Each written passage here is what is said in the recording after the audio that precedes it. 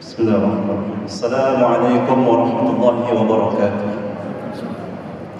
Alhamdulillah nahmaduhu wa nasta'inuhu wa nastaghfiruh wa na'udzu billahi min shururi anfusina wa min sayyiati a'malina man yahdihillahu fala mudilla lahu wa man yudlilhu fala hadiya lahu. Asyhadu an la ilaha illallah wahdahu la syarika lahu wa asyhadu anna Muhammadan 'abduhu wa rasuluh. Allahumma shalli wa sallim wa barik على سيد المرسلين وإمام المتقين نبينا وشفيعنا وإمامنا محمد وعلى آله وأصحابه ومن صار على نهجه واتبع سنته إلى يوم الدين أما بعد. وقال الله تعالى في كتابه الكريم: أعوذ بالله من الشيطان الرجيم يا أيها الذين آمنوا اتقوا الله حق تقاته ولا تموتن إلا وأنتم مسلمون. وقال أيضا: قتل أصحاب الأخدود النار ذات الوقود إذ هم عليها قعود. صدق الله العظيم. Ma'asyiral muslimin, Bapak Ibu hadirin wal hadirat jamaah salat maghrib Masjid Al-Furqan yang Allah Subhanahu wa taala senantiasa muliakan dan rahmati. Alhamdulillah, yang pertama kita bersyukur kepada Allah atas seluruh karunia yang tak terhingga yang selalu Allah berikan kepada kita.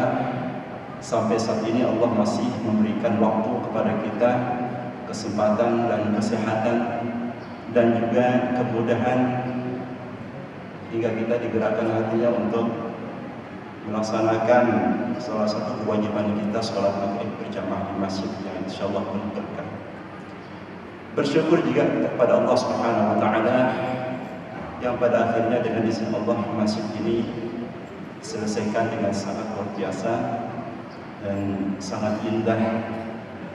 Mudah-mudahan semua para penyumbang, para donatur yang memberikan infak, yang memiliki ide inspirasi desain masjid ini diterima oleh Allah Subhanahu wa taala amal ibadah mereka.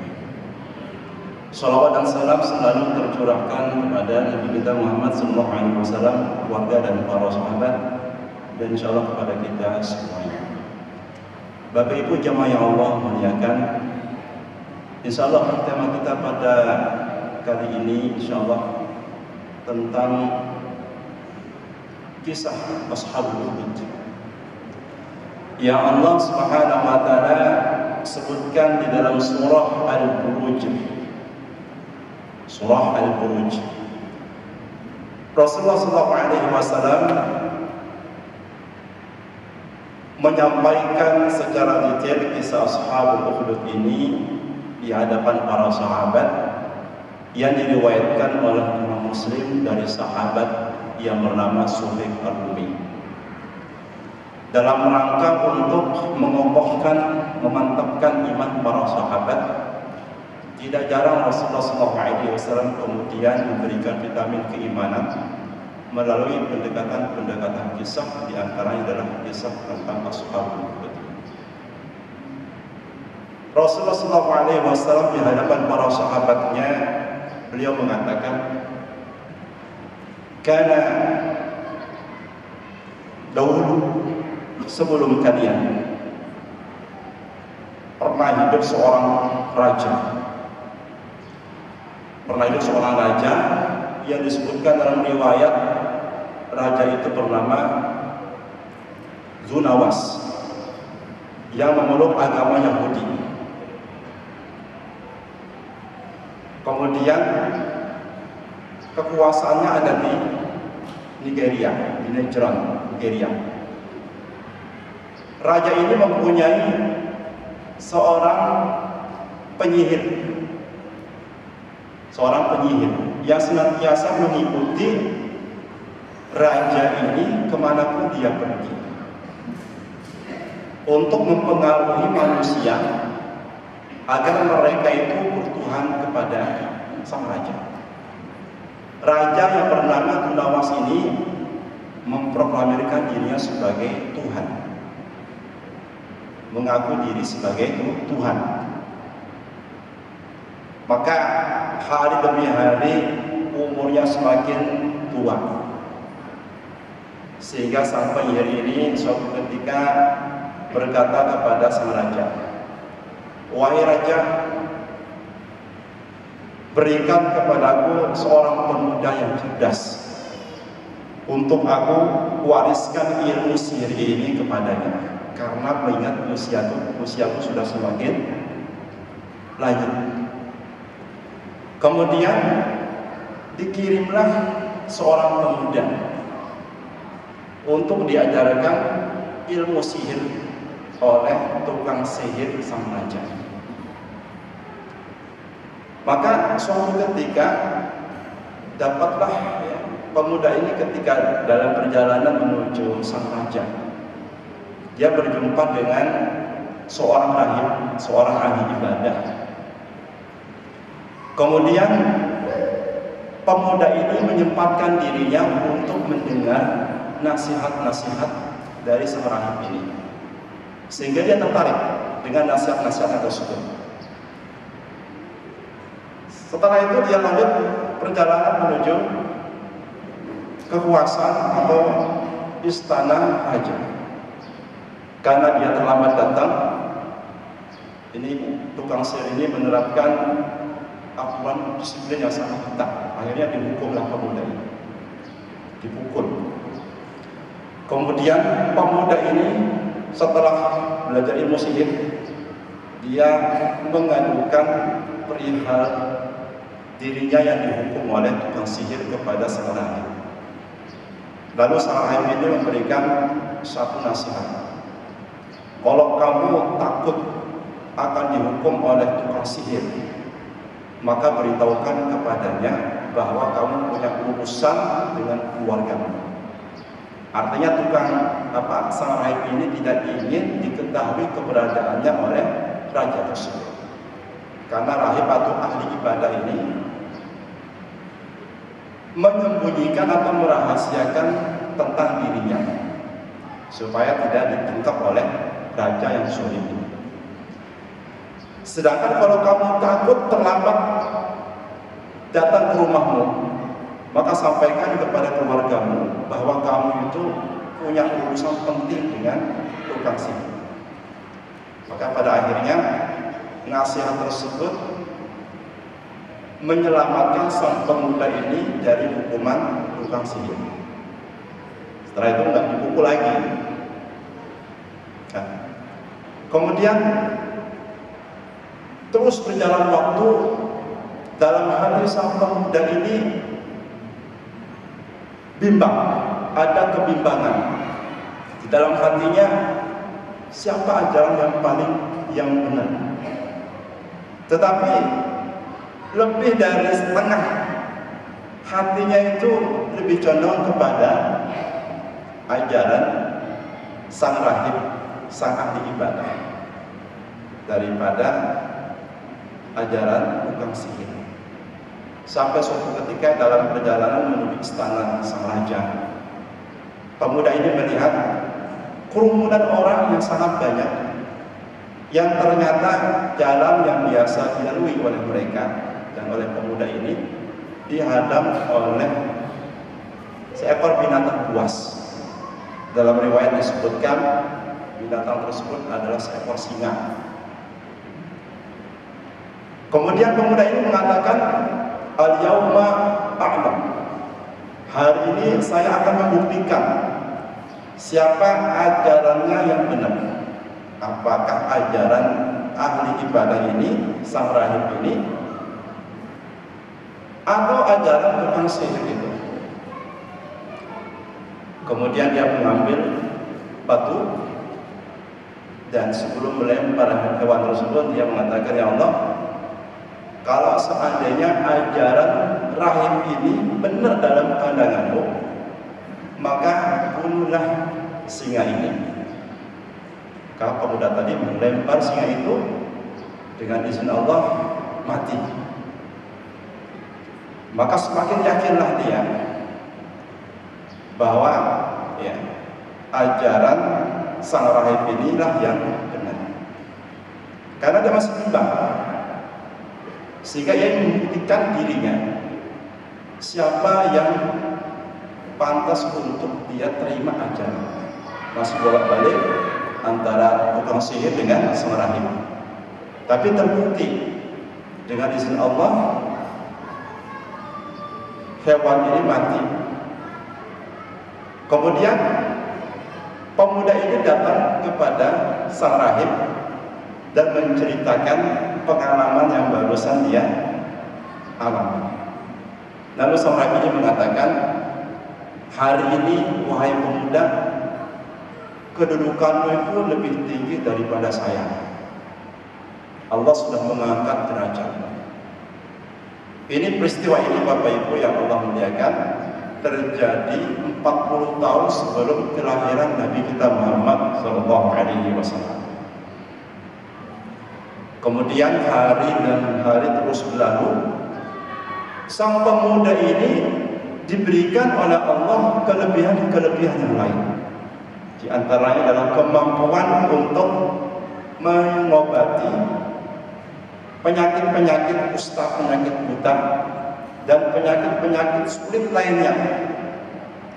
Dengan izin Allah, semua pasien yang menderita penyakit susah itu sembuh dengan izin Allah melalui pemuda ini. Sampai banyak orang yang terus berdatangan, dan setiap kali ada satu pasien yang ingin berobat kepada sang pemuda ini selalu mengatakan kepada pasien, inilah ashfi, innama yashfillah. Sesungguhnya saya tidak bisa menyembuhkan, tapi yang hanya mampu menyembuhkan hanyalah Allah. Nah, ini pelajaran penting.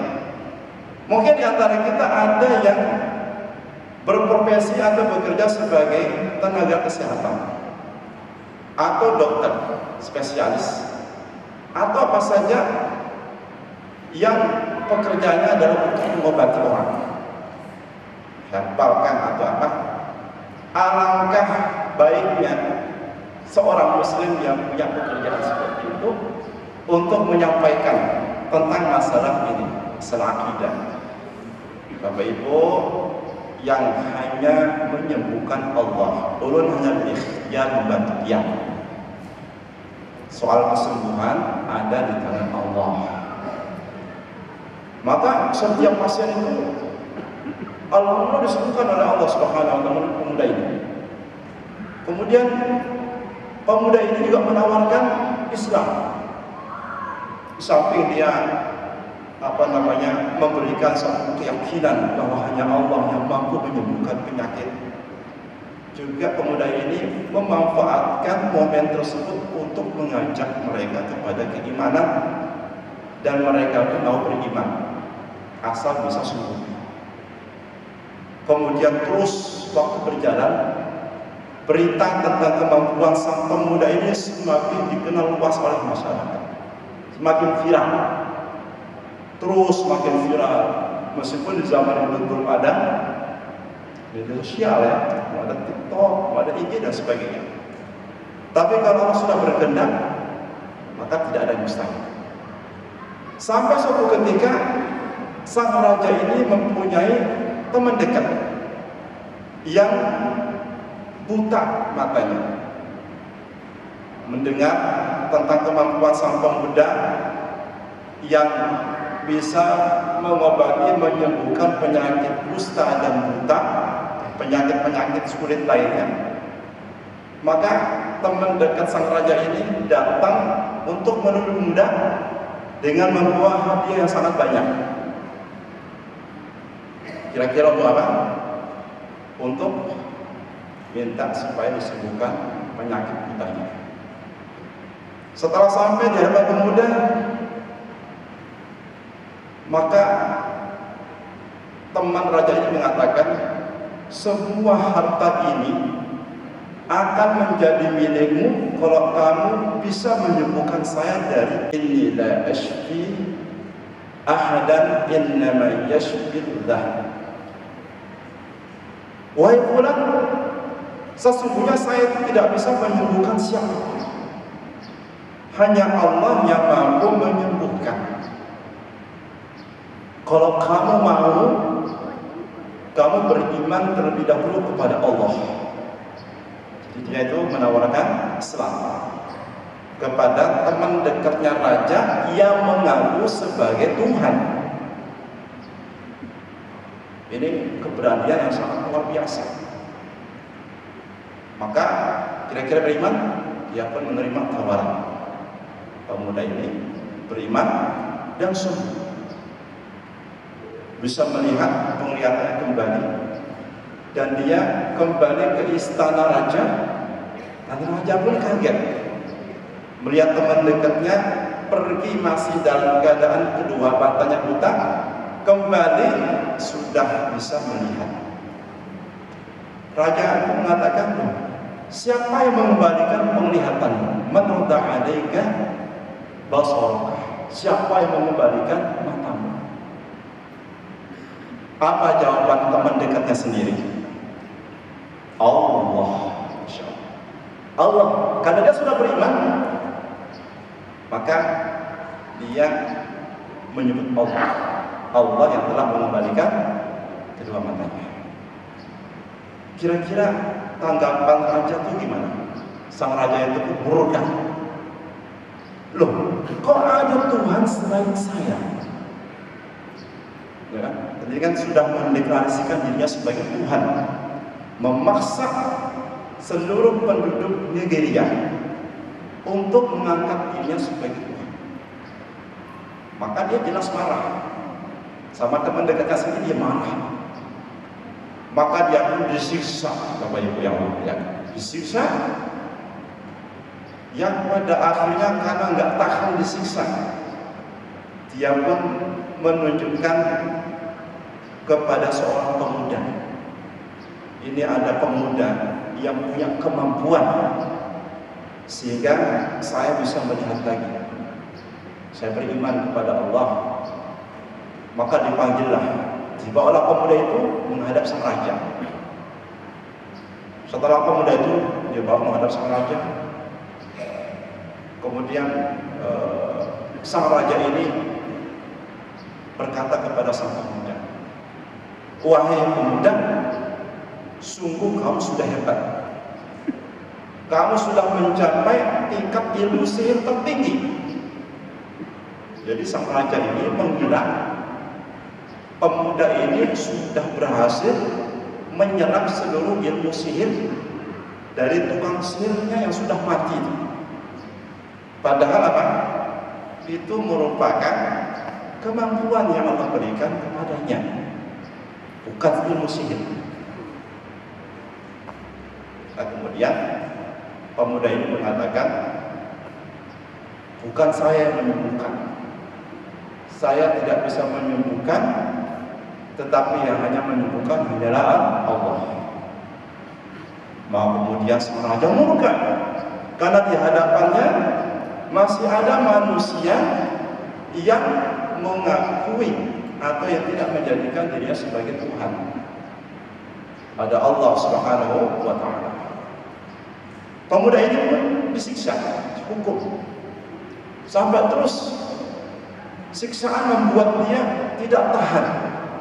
Yang pada akhirnya pemuda ini membocorkan informasi keberadaan sang rahib.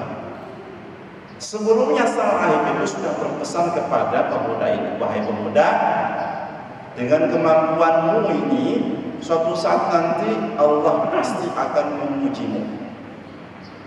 Dan ketika keadaan tersebut sudah datang kepadamu, maka jangan engkau sampaikan kepada siapapun tentang keberadaan di sini. Itu pesan sang rahib kepada pemuda sebelumnya.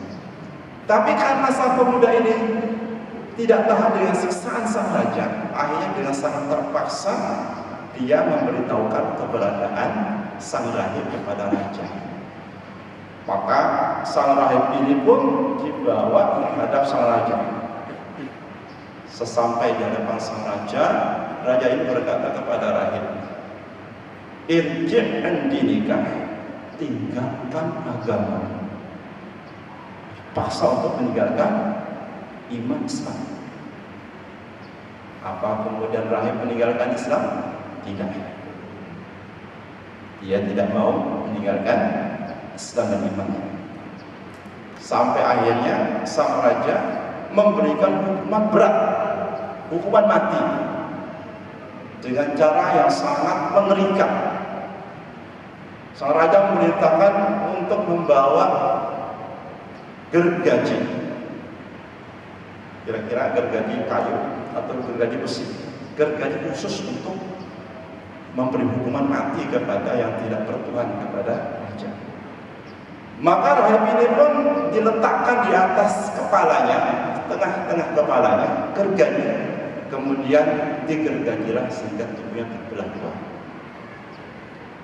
Hal itu tidak membuatnya dia meninggalkan keyakinannya.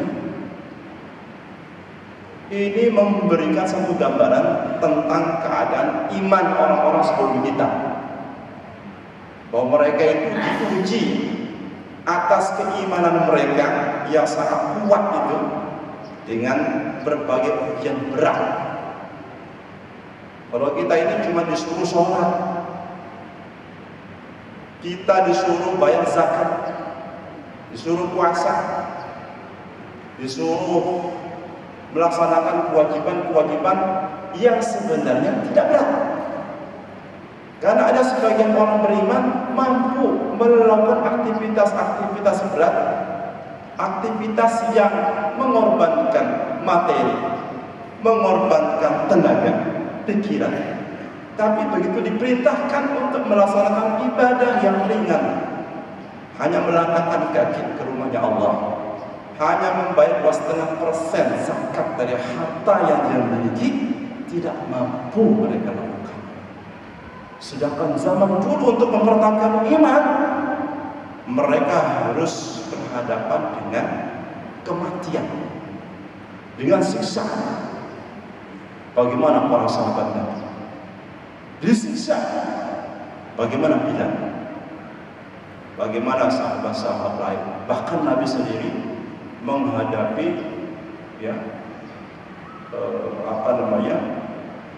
tantangan dari kaum muslimin, seperti yang sudah kita baca dalam sejarah.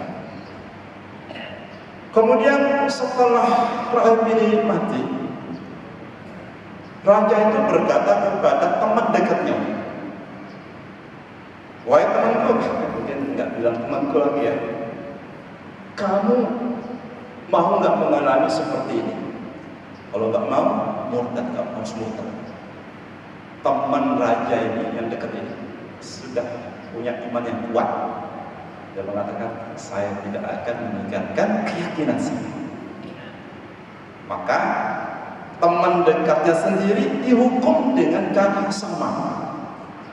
Diletakkan gergaji tepat di tengah-tengah kepalanya dan digergaji, tubuhnya terbelah dua.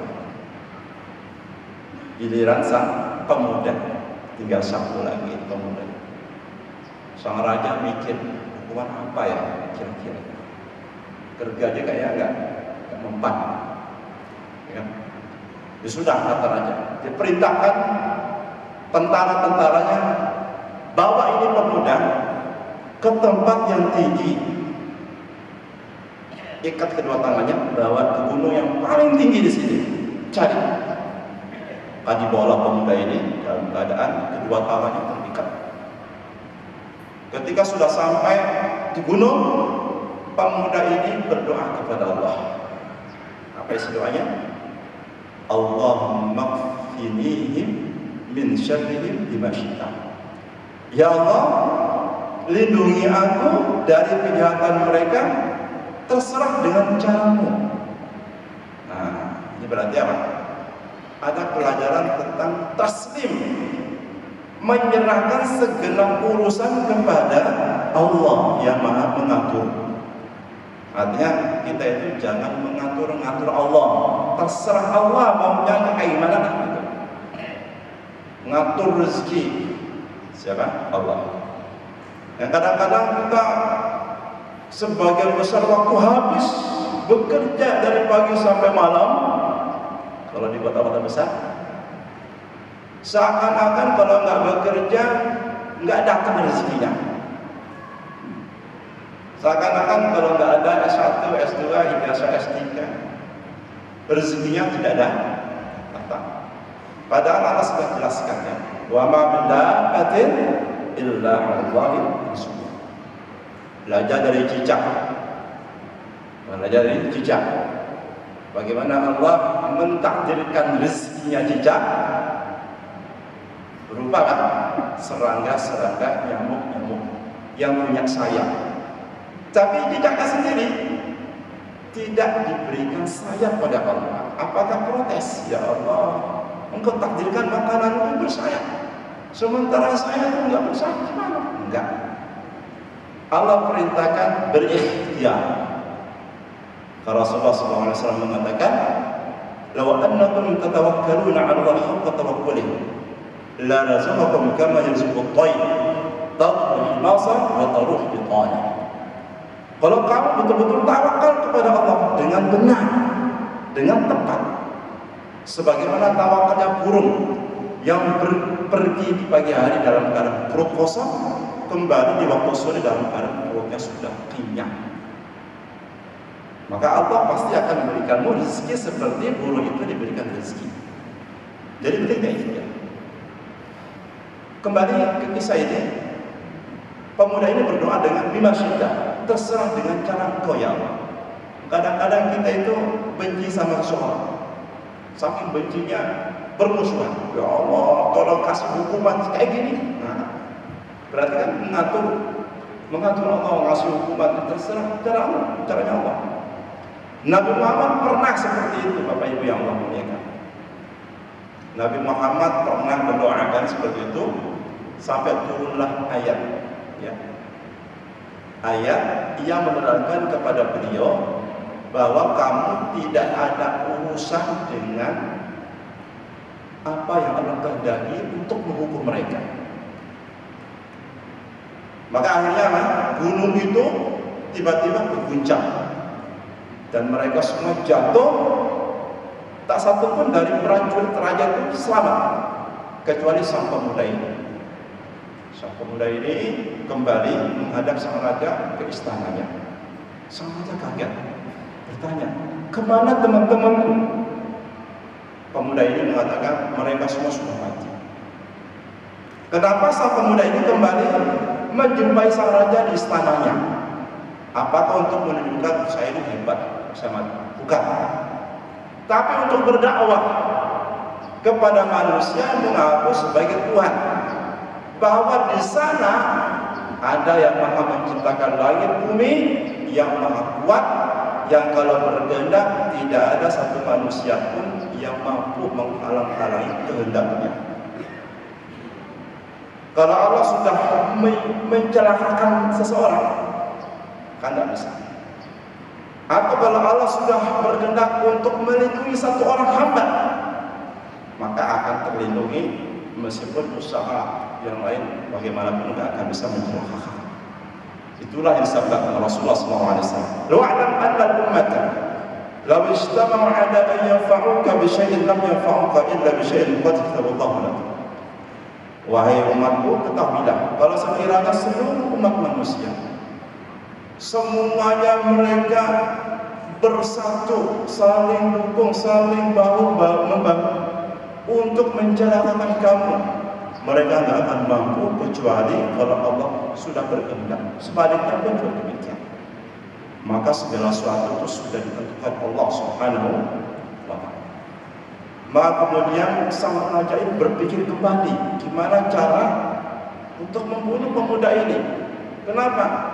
Karena pemuda ini keberadaannya membuat manusia semakin hari banyak yang beriman, dan kabar tentang dia semakin maka dia kembali perintahkan kepada prajuritnya, bawa pemuda ini ke tengah laut. Kalau sudah kalian di tengah laut, lemparkan. Kemudian pemuda ini dibawa oleh tentara sang raja. Begitu sampai di tengah laut, sang pemuda ini kembali berdoa, Allahumma finihim min syarrihim bima syi'ta. Ya Allah, jagalah aku dari kejahatan mereka, terserah dengan caramu. Tiba-tiba apa? Kapal tersebut goyang, ya, terhempas ombak, dan semua tentara raja jatuh mati. Yang selamat siapa? Lagi-lagi pemuda ini. Sang pemuda kembali menuju sang raja istananya dalam keadaan selamat dan membuat sang raja kaget lagi. Kemana tentara?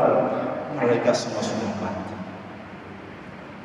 Kemudian pemuda ini berkata, wahai fulan, tidak ada cara lain agar kamu bisa membunuhku kecuali kamu harus mengikuti persyaratan yang aku berikan. Kata raja, oke, saya sanggupi. Apa syaratnya? Pemuda mengatakan, besok kamu harus kumpulkan seluruh penduduk negeri ini di satu tempat, kumpulin semua.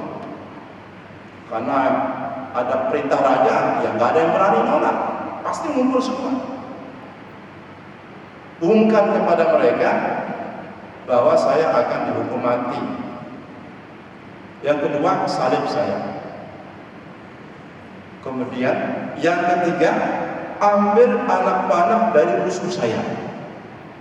Yang keempat, bidik saya, dan sebelum memanah ucapkan Bismillah Rabbil Ghulam, dengan nama Allah Tuhannya pemuda ini. Maka keesokannya semua manusia berkumpul untuk menyaksikan hukuman mati yang dijatuhkan kepada pemuda yang sangat kuat imannya, yang sudah menjadi jalan hidayah bagi ribuan manusia. Sehingga disebutkan dalam riwayat yang sahih tentang jumlah manusia yang berkumpul untuk menyaksikan hukuman mati itu 20.000 manusia. Enggak main-main. Ada yang menyebutkan 70.000, dan mereka semua sudah beriman. Mereka semua sudah beriman. Maka Rasulullah SAW itu memberitahukan kepada kita balasan bagi orang yang berhasil menjadi jembatan hidayah bagi orang lain. Apa kata beliau dalam hadisnya? La ayyahdiyallahu bika rajulan wahidan khairul laka min humrin na'am. Seandainya ada satu orang yang mendapat hidayah melalui ikhtiarmu, itu lebih baik daripada engkau mendapatkan hadiah berupa unta merah. Unta merah itu kalau di zaman jahiliyah itu, kalau sekarang mungkin dikiaskan dengan Lamborghini mungkin ya, atau BMW Mercy gitu ya, yang miliaran. Ya, itu lebih baik. Bagaimana lagi kalau jumlahnya ribuan, banyak sekali pahala pemuda ini. Nah, kalau kita, ya mungkin kalau kita nggak bisa berdakwah di tempat-tempat yang banyak gerakan kemurtadan, cukup kita doakan sebagai Rasulullah, ya Allah, kuatkan iman mereka, teguhkan iman mereka, khususnya para mu'alaf ini. Para mu'alaf ini masih rentan imannya, baru masuk syahadah, ditinggal, nggak bisa. Harus dibimbing, dikuatkan imannya, diajarkan ibadah benar, sholat pun betul. Jangan langsung tinggal, tidak bisa. Ini kayak anak ayam baru lahir tinggal, induknya dipotong, jalan lari kemana-mana ayam. Mu'alaf itu harus terus menerus, kontinu dibimbing. Kita di sini doakan supaya Allah teguhkan imannya. Maka kemudian dilaksanakanlah hukuman mati. Sang raja itu kemudian melaksanakan apa yang diinginkan oleh pemuda. Kemudian membidik dan mengucapkan Bismillahirrahmanirrahim, dengan nama Allah Tuhannya pemuda ini. Berarti apa? Sang pemuda ini tanpa disadari oleh sang raja mengajaknya untuk menyebut Allah Rabb yang menciptakan langit dan bumi, bukan dia yang mengaku sebagai Tuhan. Ini hebat, cerdas. Maka manusia yang cerdas itu adalah orang yang beriman sebenarnya. Cerdasnya orang beriman itu dikatakan oleh Allah Subhanahu wa taala, kuntum khairal ummah. Kamu adalah manusia cerdas, manusia pilihan. Dengan apa Allah memilih kita? Dengan iman, dengan amar ma'ruf, dengan nahi munkar. Inilah kriteria yang dikatakan dalam surah Al-Imran ayat 110 itu sebagai manusia yang cerdas. Banyak orang-orang yang IQ-nya 200, tapi rumah tangganya berantakan. Anaknya bunuh diri, ya kan?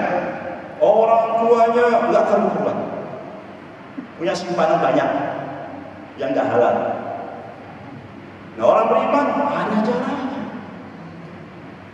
Jamaah Allah Subhanahu wa taala muliakan, maka pemuda ini dipanah mengenai tempat di pelipisnya, meninggal. Manusia yang menyaksikan langsung mengatakan amanna bi rabbil ghulam. Kami beriman kepada Tuhannya pemuda ini. Raja ini murka dengan kemurkaan yang sangat besar, sehingga dia perintahkan tentara-tentaranya bikin parit Uhdud, bikin parit. Kira-kira ukuran paritnya seperti di sawah? Enggak. Kalau di sawah itu kan enggak sampai setengah meter. Ini paritnya disebutkan dalam hadis itu panjangnya 70 hasta, 70 meter, sebanyak 7 parit, lebarnya 12 meter. Isnata asyara zirah, zirah itu hasta ya, supaya mudah meter. Maka dibikinlah 7 buah parit panjang dan lebar. Lalu dinyalakan api gede, api membara. Lalu sang raja mengeluarkan ultimatum, yang gak mau beriman lemparkan ke dalam parit ini. Wah, apa yang terjadi? Mereka semua memilih mati di atas iman daripada memilih tetap hidup tetapi meninggalkan iman. Maka ya Allah melihat ini keadaan orang-orang sebelum kita. Mereka semua hanya melemparkan dirinya ke dalam parit yang membara. Mati. Tinggal satu orang, seorang ibu-ibu dengan 3 orang anaknya yang masih kecil. 2 anaknya sudah remaja, ya. Satu lagi anaknya masih balita, masih bayi, masih menyusui, Anaknya melemparkan dirinya, masya Allah, ke dalam parit tersebut. Artinya apa? Bagaimana imannya anak-anak kita itu sangat dipengaruhi oleh peran orang tua dalam mendidik akidah anak-anaknya. Kalau kita perhatikan Bapak Ibu yang Allah muliakan, itu surah Luqman. Luqman itu isinya dialog antara ayah dengan anak tentang apa? La tusyrik billah, jangan sekutukan Allah. Berarti tentang akidah, supaya akidah anak kita itu tidak ketahuan. Zaman sekarang, nah nanti kamu kerja apa ya? Lebih takut dunia daripada takut keimanan. Padahal kalau orang tuanya soleh, pasti Allah jamin anaknya masa depannya, kalau pendidikannya segala macam. Nah, sampai akhirnya sedikit sang ibu ini ragu-ragu karena kasihan sama anaknya, maju mundur. Pada akhirnya Allah SWT memberikan mukjizat, anaknya ngomong, yang balita itu, ya ummah isbiri alal haq, wahai ibu sabarlah, sesungguhnya engkau berada di atas kebenaran. Dalam riwayat lain disebutkan, wahai ibu, di sana ada api yang tidak pernah padam. Api apa? Api neraka. Maka ibu ini melemparkan dirinya beserta bayinya yang masih menyusui di dalam parit. Maka kisahnya selesai sampai di sini. Ini kisah disebutkan oleh Imam Nawawi dalam kitabnya Riyadhus Shalihin di bab sabar. Sabar mempertahankan keyakinan kita, prinsip kita. Apalagi di zaman sekarang, apalagi di daerah kita. Ya. Mudah-mudahan Allah Subhanahu wa taala menguatkan dan mengokohkan iman kita. Amin ya rabbal alamin. Demikian yang bisa saya sampaikan. Terima kasih atas kehadiran dan perhatiannya. Salah hilaf mohon dimaafkan. Nasrullah wa fathun qarib. Subhanakallahumma wa bihamdika asyhadu an la ilaha illa anta astaghfiruka wa atubu ilaik. Assalamualaikum warahmatullahi wabarakatuh.